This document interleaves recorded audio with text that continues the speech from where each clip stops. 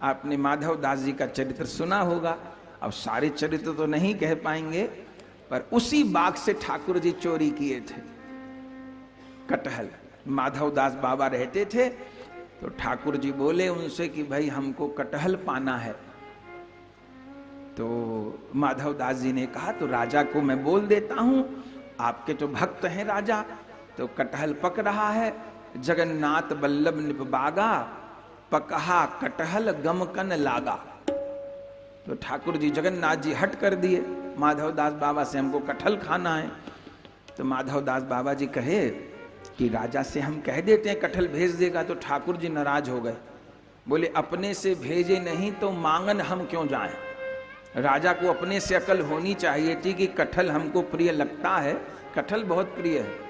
हमारे सुबल सखा दास जी पखा कटहल भेजते हैं वृंदावन, तो हम लोग सब ठाकुर जी को मंदिर में भेजते, कटहल बहुत प्रिय है ठाकुर जी को। तो जगन्नाथ जी ने कहा कि अपने से नहीं भेजा। अरे जब कटहल पक गया था तो अपने से सोचना चाहिए था कि मंदिर 10-20 कटहल भेजे, भेजा नहीं अपने से तो मांगेंगे नहीं। तो माधव दास जी बोले ठाकुर जी को कि आपको कटहल भी पाना है और मांगने भी नहीं देंगे तो कैसे होगा।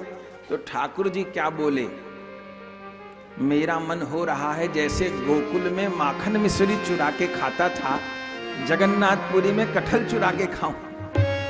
माधव दास जी कहे हद हो गई, मांगने में तो शर्म आती है और चोरी में शर्म नहीं आए। तो ठाकुर जी क्या बोले, छूट न जाए कहीं मेरो यह बचपन को अभ्यास, राधे राधे छूट न जाए कहीं मेरो यह बचपन को अभ्यास, कली में परम हितैषी सुहृद संत वर बाबा माधव दास, कली में परम हितैषी सुहृद संत वर बाबा माधव दास। तो क्या किया जाए। तो माधव दास जी से ठाकुर जी बोले कि भाई हमको तो चोरी करनी, तो चलो। तो तीनों भाई बहन ने आपस में बात कर ली, चलेंगे।